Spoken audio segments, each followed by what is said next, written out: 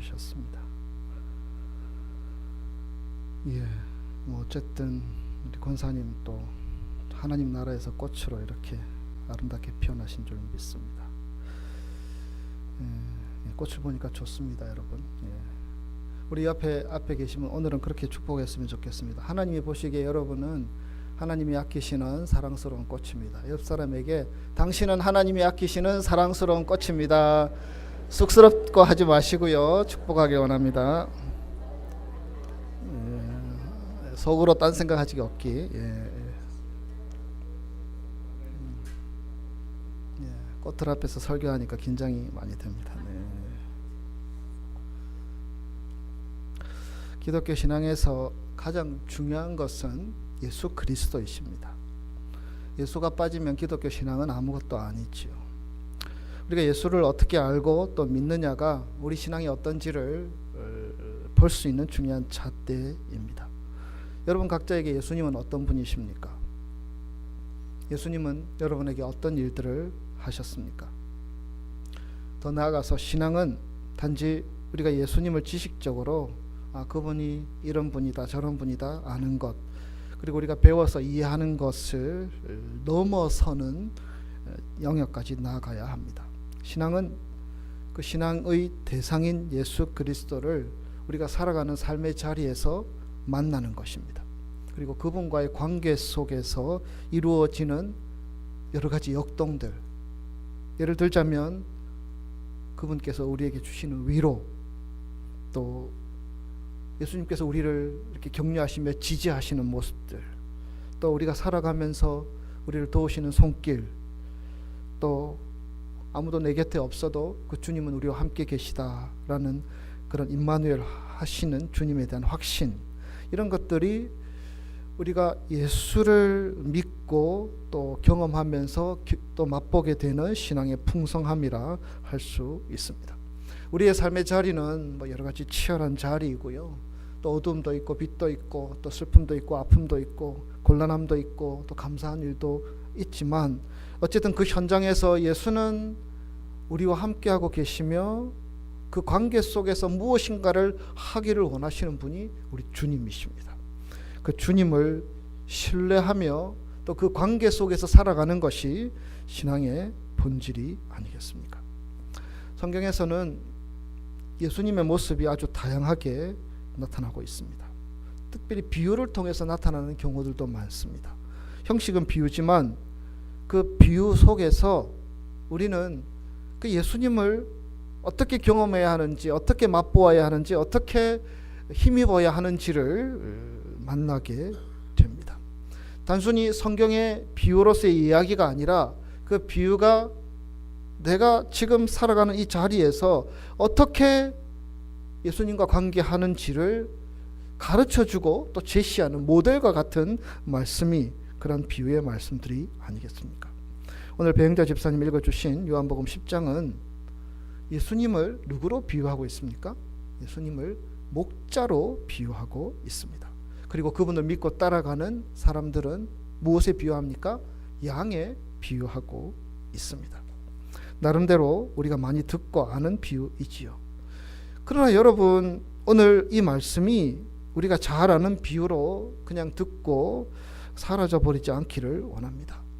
예수님이 정말 우리의 삶의 목자가 된다는 것은 무슨 의미이며, 내가 살아가는 내 삶의 자리, 일터에서, 학교에서, 또 이웃과의 관계에서, 가정에서 어떤 의미로, 어떤 능력으로, 어떤 도우심으로 다가오고 있는지, 그리고 내가 양이라는 것은 또 어떤 의미가 있는지, 성경은 그것을 우리에게 제시하고 있는 것이며, 그래서 우리는 그 예수를 그 비유 속에 담겨있는 이야기 속에서 이런 모습으로 나에게 다가오시는구나, 내가 이런 모습으로 예수를 따르는구나 라는 것을 알려주기 위한 메시지가 아니겠습니까? 특별히 오늘 설교의 제목을 선한 목자라고 잡아보게 됩니다. 선한 목자, 좋은 목자, 착한 목자, 그렇게도 표현할 수 있지요. 그리고 우리는 그 선한 목자가 돌보는 양, 여러분 그것이 우리의 삶의 실체가 되어야 합니다. 그것이 우리의 믿음의 모습이 되어야 합니다. 그것이 우리가 살아가는 신앙생활의 내용이 되어야 하지 않겠습니까? 성경에는 양이라는 표현이 참 많이 등장합니다. 성경에서 물론 하나님께서 세상을 창조하실 때에 온갖 짐승들을 창조하셨지만 특별히 창세기 4장에 보면 가인은 그가 일했던 어떤 농산물을 가지고 제사를 드렸고요. 아벨은 양을 잡아서 제사를 드렸다라는 기록이 있습니다. 창세기부터 기록되는 이 양이라는 동물, 유대인들에게 있어서 이 양은 아주 익숙한 동물입니다. 유대인들에게 있어서 제사의 많은 부분이 이 양을 통해서 측량하게 되죠. 보통 아무리 가난해도 한 양 2마리 정도는 집에 있고요. 또 그 양들을 팔거나 양피, 또 양고기, 또 양을 실제로 거래하면서 어떤 생계를 꾸려나가는 그런 사람들이 많았습니다. 특별히 양은 어디에 쓰이느냐? 하나님께 제사 드릴 때 쓰여집니다.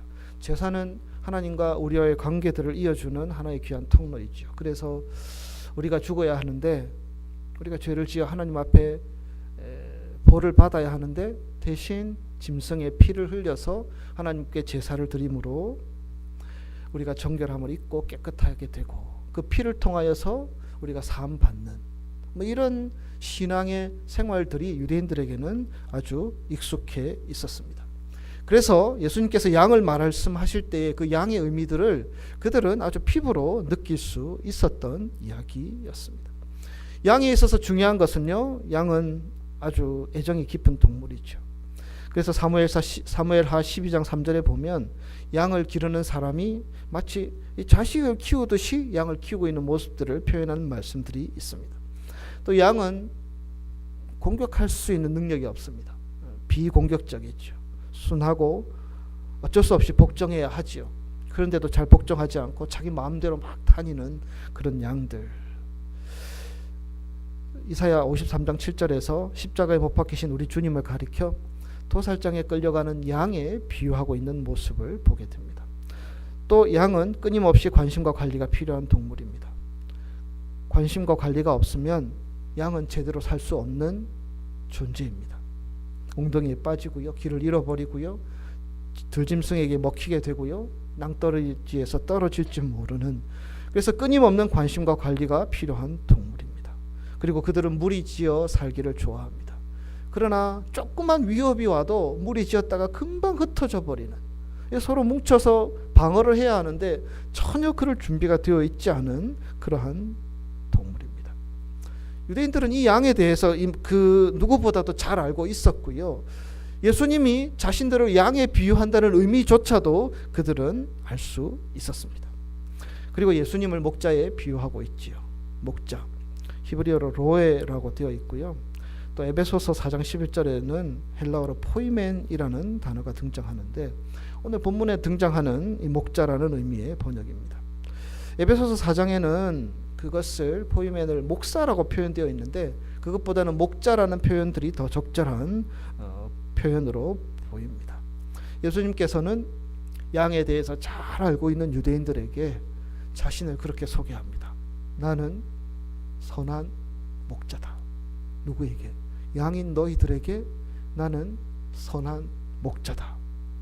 자신을 그렇게 소개하십니다.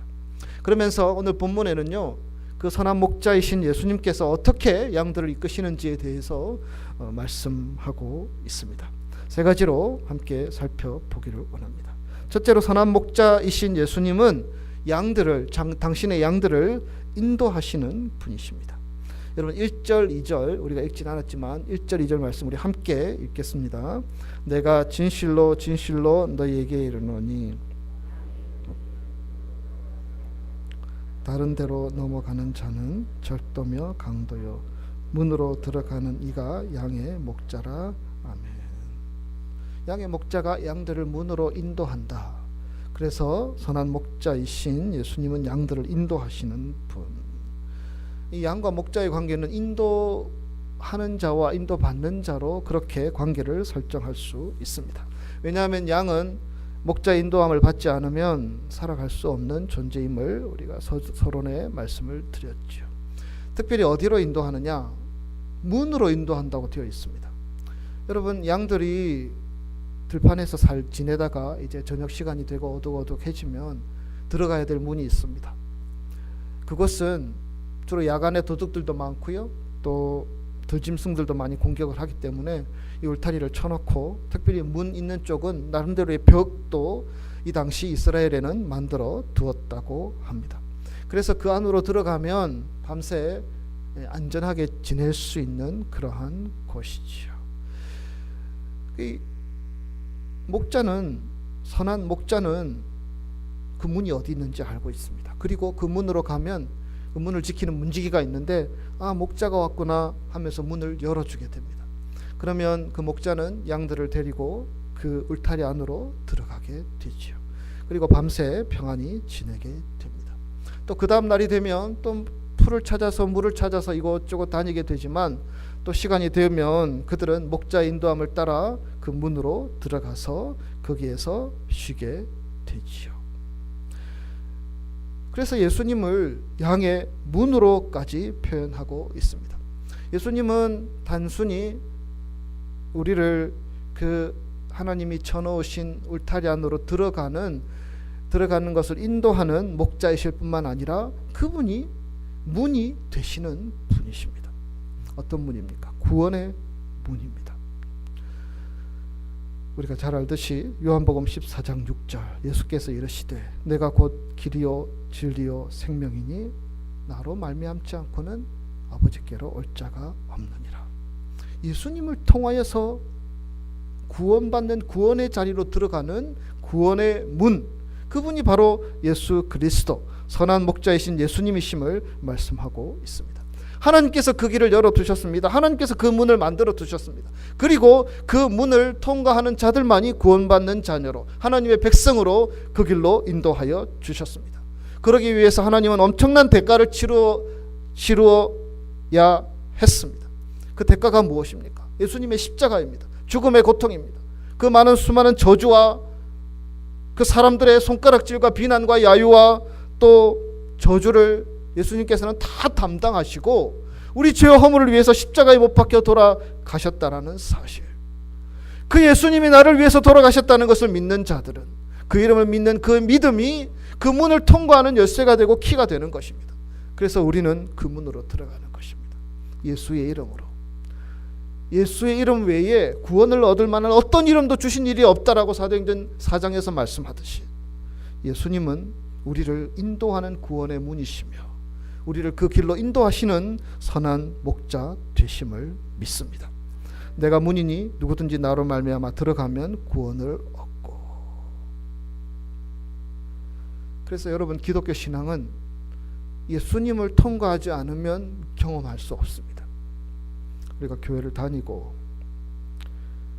또 신앙생활한 지 오랜 시간들을 가지고 있더라도 그 문을, 예수 그리스도를 통한 문을 경험하지 않는다면, 그분이 어떤 분인지, 그분이 하나님께서 내게 주신 어떤 분인지 그것을 깨닫지 못한다면, 그분을 만나고 고백하지 않는다면, 그분이 나의 구원자이시며 그분이 나의 메시아이시며 그분의 나의 목자이심을 인정하지 않는다면 누구도 그 안으로 들어갈 수 없습니다. 그래서 믿음의 고백이 필요합니다. 주님은 나의 구원자이시며 내가 당신으로 구원받게 됨을 내가 믿습니다. 이 믿음의 고백이 있는 자는 그 구원의 문을 통과하는 자리이며 주님께서 인도하시는 그 길로 나아가는 자리라는 사실입니다. 구원의 문으로 들어가면 어떻게 됩니까? 여러분, 그곳은 안전합니다. 그래서 그곳에는요, 쉴 수 있습니다. 그곳은 지켜지고 보호될 수 있습니다. 그곳은 이미 안전장치들을 다 마련해 두었기 때문에 그곳에서 참 평안을 누릴 수 있게 되는 것이죠. 그래서 여러분, 다윗은 시편 23편에서 그렇게 고백하지 않습니까? 여호와가 나의 목자이시니 내가 목자를 따라 그 문으로 따라 들어갔더니, 그 말이겠죠. 그곳에는 푸른 풀밭이 있고요, 쉴만한 물가가 있고요, 우리의 삶에 위로가 있고요. 우리의 삶을 지지하시는 그 하나님의 보호하심이 있고요. 우리를 그곳에서 이렇게 생명의 꼴로 먹이시는 어떤 영적인 풍성함이 있는 자리, 그 자리로 우리 주님이 목자가 되셔서 인도하여 주신다라는 것입니다. 여러분, 하나님과 우리의 관계는 인도하시는 분과 인도받는 자의 관계입니다. 우리 가정에서 있든지 일터에 있든지 교회와 있든지 하나님께서 우리를 인도하심을 믿고 그 인도하심을 따라가는 자리만이 그것이 구원의 자리이며 그것이 은혜의 자리가 된다라는 것입니다. 주님의 인도하심을 받지 않은 인생은 세상의 모든 것들을 다 누리며 자랑할지라도 아무 소용이 없습니다. 오직 주님의 인도하심을 경험하고 맛볼 수 있는 사람, 그래서 오늘도 주님께서 나를 인도하시는구나 믿음으로 고백하며 따라 순종하며 나아갈 수 있는 삶만이 복된 삶이며 구원의 삶이며 하나님께서 주시는 생명이 살아나는 자리가 된다라는 사실입니다. 여러분, 우리의 삶의 자리를 그러한 관계로 다시 한번 정립하기를 원합니다. 주님은 나를 인도하시는 분, 나는 그 인도하심을 따라가는 사람. 내가 내 나름대로의 계획과 설정으로 다 정해놓고 주님은 그냥 내 삶에 도와주시는 보조자의 역할만 하기를 원하는 사람이 아니라 나를 인도하시는 주님을 믿고 신뢰하면서 그 길로 순종하며 따라나가는 삶, 그 삶이 바로 선한 목자를 경험하는 삶이며 그 선한 목자의 양으로 살아가는 삶인 줄 믿습니다. 둘째로, 선한 목자는 양을 압니다. 첫째는 무엇이라고 했습니까? 선한 목자는 우리를 인도하십니다. 둘째로, 그 선한 목자는 양을 알고 계십니다. 14절을 보십시오. 나는 선한 목자라. 나도 내 양을 알고 양도 나를 아는 것이. 선한 목자는 자기 양을 알고 있습니다. 그래서 양의 목소리만 들어도 이 양이 내 양인지 알고 있습니다.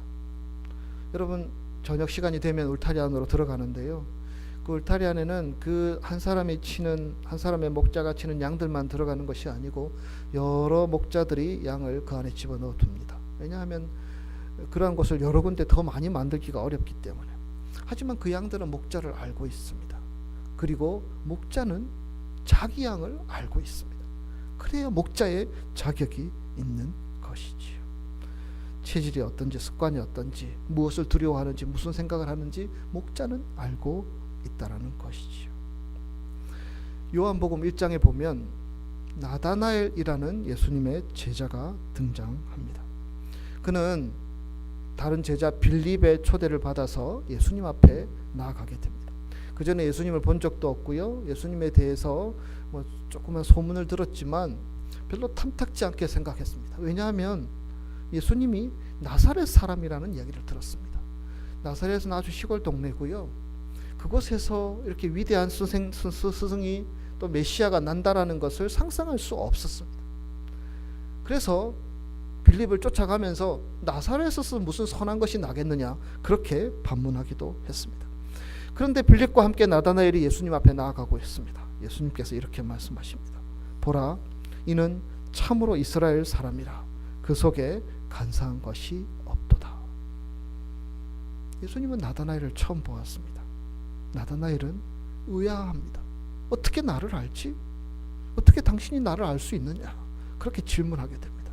예수님께서 말씀하십니다. 빌립이 너를 부르기 전에 내가 무화과 나무 아래에 있을 때에 보았노라. 무화과 나무 아래에 있다라는 것은요, 주로 그것이 기도처로 많이 쓰여졌던 곳입니다. 그가 하나님 앞에 기도했던 그 모습을 예수님은 알고 계셨다라는 것입니다. 당신의 양들의 형편들을 예수님이 알고 계시다라는 것입니다. 예수님은 그 전부터 당신의 양들을 알고 계시며 그들을 지켜보고 계셨다라는 말씀입니다. 자신을 알아보는 이 예수님, 나다나엘은 이렇게 고백합니다. 랍비여, 당신은 하나님의 아들이요 당신은 이스라엘의 임금이로소이다. 누가복음 5장에 보면 사도 베드로가 등장합니다. 베드로는 밤새 물고기를 잡았지만 한 마리도 못 잡았습니다. 그리고 아침에 누구를 만납니까? 예수님을 만납니다. 베드로는 업으로 잔뼈가 굵은 사람이고요. 그래서 어떻게 하면 물고기를 잘 잡을 수 있고 어느 때에 어느 곳에 그물을 던져야 될지를 잘 아는 사람이었습니다. 그런데 밤새 그물을 던졌지만 고기를 잡지 않았던 못했던 이 베드로의 마음을 여러분 상상할 수 있으십니까? 자기 가족을 먹여 살려야 하고요, 생계를 유지해야 하고요, 미래를 생각해야 하고요. 그래서 그는 물고기가 많이 잡히는 그 밤에 잠도 자지 않고 밤새 수고했습니다. 물고기를 잡기 위해서. 하지만 아무것도 잡지 못했습니다. 그리고 아침에 예수님을 만났습니다. 그런데 그 예수님이 알고 계셨습니다. 베드로가 밤새 무엇을 하였는지, 어떤 수고를 하였고 어떤 고통에 있었고 어떤 절망감에 있었고 어떻게 마음이 무너져 있는지를 예수님은 다 알고 계셨습니다. 그래서 예수님은 대안을 제시합니다. 깊은 데 가서 그물을 던지라. 베드로의 상식으로, 베드로의 경험으로는 이해할 수 없었고 좋은 방법도 아니었을 것입니다. 그러나 베드로는 말씀에 의지하여 그물을 던졌습니다. 그물이 찢어질 정도로 많은 물고기를 잡을 수 있었습니다.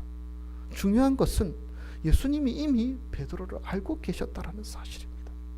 그래서 그가 밤새 수고했던 그 고통과 아픔과 그 어떤 비참함을 예수님께서는 자신이 그의 목자이시며 그의 주님이심을 보여주는 그 행동을 통하여서 구체적으로 그 많은 것들을 거두게 하는 그 풍성함을 통해서 당신이 누구인지 보여주고 이 베드로가 누구를 따라가야 할지를 가르쳐 주셨던 사건입니다. 나다나엘의 주님은, 베드로의 주님은 동일하게 저와 여러분의 주님 되심을 믿습니다. 우리 주님은 당신의 양들을 알고 계십니다. 우리는 그분의 양들입니다. 그 주님은 우리를 알고 계십니다. 기도의 제목을 알고 계시고 아픔의 눈물을 알고 계시며 우리가 무엇으로 염려하며 걱정 속에서 살아가는지 알고 계십니다. 여러분, 그분이 우리를 아신다는 것은요, 나다나엘에게처럼 베드로에게처럼 처방을 하시기 위해서 알고 계신 것입니다. 그분은 우리의 삶의 답을 알고 계시며 당신을 따라갈 때에 여러분 어떤 관계로 설정해야 한다고 말씀드렸습니까? 그분은 우리를 인도하시는 분이시고 우리는 그분을 따르는 양이지요. 그래서 그분을 따라가게 될 때에 그분은 알고 계셔서 우리의 삶의 답을 제시하시고 우리에게 길을 보여주시고 우리가 참으로 붙잡아야 될, 우리가 참으로 추구해야 될 것이 무엇인지를 알려주신다라는 사실입니다. 양이 된 우리는 결코 혼자서 살아갈 수 없는 존재입니다. 그래서 주님은 우리의 선한 목자가 되셔서 우리와 함께 하십니다. 우리가 명심해야 할 것은요, 목자가 우리 곁에 있을지라도 위협들이 있고 고난이 있고 아픔이 있을 수 있습니다. 그러나 동물원에 갇혀있는 호랑이처럼, 곰처럼, 사자처럼 그들이 아무리 우리를 위협하더라도 우리를 알고 계신 목자 되신 예수님이 우리와 함께 하신다면, 그분께서 우리를 이끌고 가고 계심을 믿고 우리가 따를 수 있다면 어떠한 맹수도, 어떤 위협도, 어떤 사람도, 어떤 환경도 우리를 무너뜨리지 못한다는 사실입니다.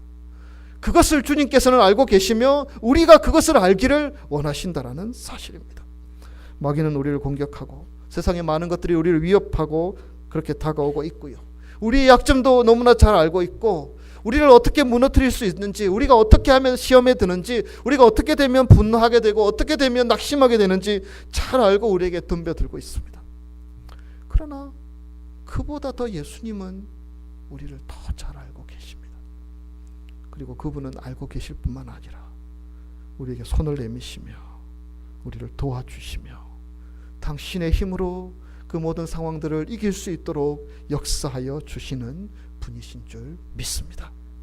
선한 목자이신 예수님, 그분은 우리를 인도하시는 분, 또 그분은 우리를 아시는 분.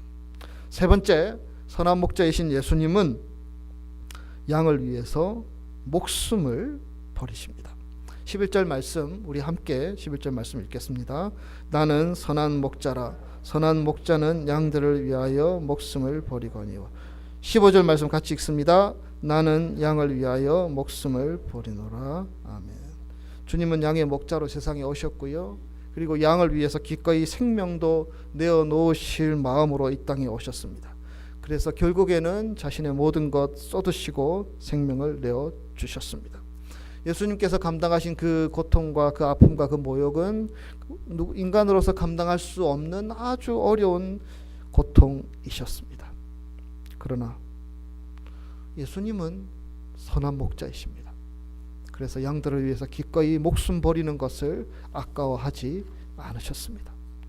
선한 목자의 가장 특징적인 것을 한 가지로 얘기하자면 그것은 목자의 사랑입니다. 얼마나 자기 양을 아끼고 사랑하는지, 어떤 희생을 치르더라도 양을 지키려고 하는지, 사랑의 마음이 그것을 가능케 한다라는 것입니다. 예수님은 자기 자신을 내어주면서까지 자기 양들을 지키시는 선한 목자이십니다. 그리고 그분은 양된 우리, 아니 바로 나를 위하여서 생명을 내어 주셨습니다. 어떻게 보면 참 아무것도 아닌 존재들이 아닙니까? 아웅다웅하고 이 세상을 살아가면서 하나님을 온전히 신뢰하지도 않고 그렇게 어리석게 살아가는 우리 한 사람 한 사람. 그런데 하나님께서는 우리를 귀하게 여겨 주셨습니다. 귀하게 여기시고 그 하찮은 존재인 우리들에게 당신의 사랑을 베풀어 주셨습니다. 그것이 바로 십자가이며 그것이 바로 선한 목자이신 예수님의 행동이셨다라는 사실입니다. 예전에 한국에서 성경 공부를 하면서 이런 질문을 던진 적이 있습니다. 제가 여러분 보기에는 어떨지 몰라도 그렇게 시원찮은 목사는 아니고요. 그래도 뭐 훌륭한 목사는 아니더라도 제대로 된 목사이긴 하거든요. 그래서 그런 질문을 했습니다. 혹시 성경 공부하는 분들에게 여러분 중에서 저를 위해서 죽어주실 분이 있습니까? 사람들이 이상한 눈으로 쳐다보고 계시더라고요. 그래서 또 질문을 했습니다. 혹시 여러분 가운데 자기 남편을 위하거나 자기 아내를 위해서 죽으실 수 있는 분 있습니까?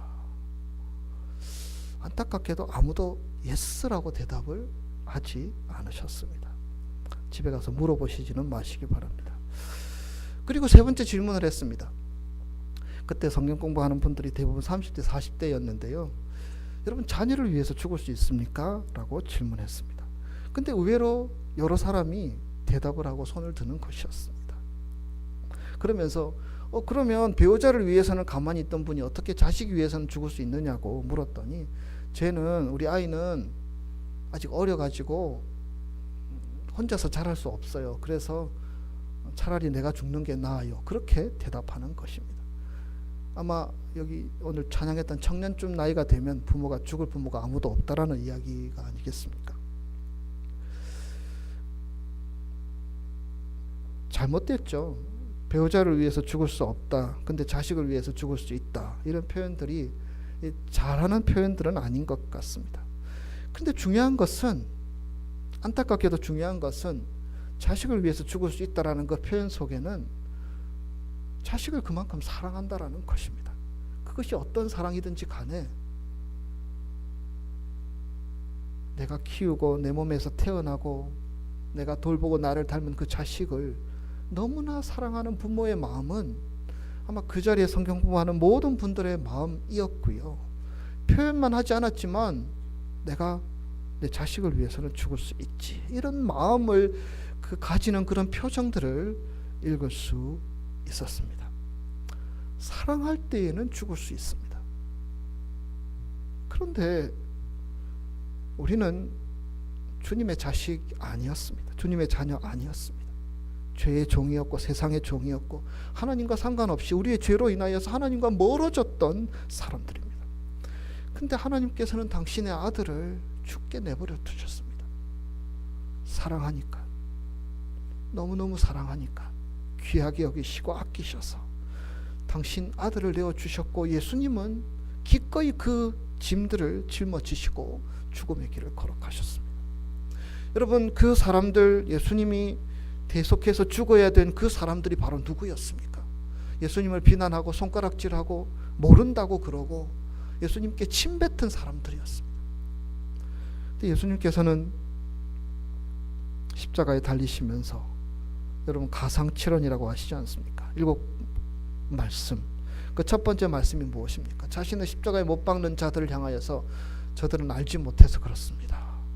저들을 용서하여 주십시오 하면서 그들의 죄까지도 다 짊어지시고 십자가에 달려 돌아가셨습니다.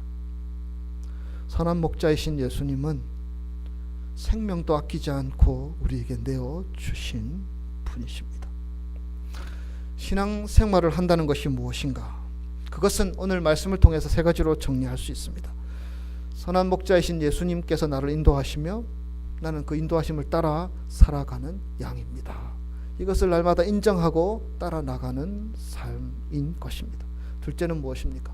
그분이 나를 아신다는 것. 여러분, 우리가 주님이 우리를 모르신다고 생각하기 때문에 낙심하는 것입니다.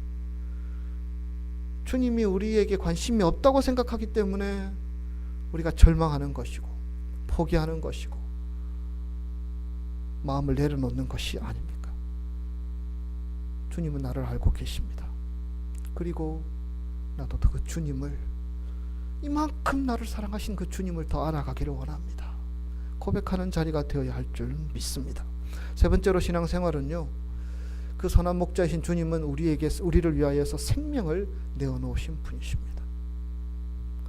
우리가 주님을 위해서 생명을 내어놓지는 않더라도 주님을 위해서 우리가 무엇을 하고 있느냐, 주님께서 우리에게 물으셨을 때 나는 주님을 위해서 이렇게 하고 있습니다 라고 말할 준비들은 되어 있어야 하지 않겠습니까? 우리의 신앙이 선한 목자이신 주님과 양인 우리와의 관계들을 다시 새롭게 정리하면서 주님을 쫓아가고 주님을 알아가며 주님을 위해서 살아갈 수 있는 우리 그리스도인 한인교회 교우들 다 되시기를 주님의 이름으로 축복합니다. 기도하겠습니다.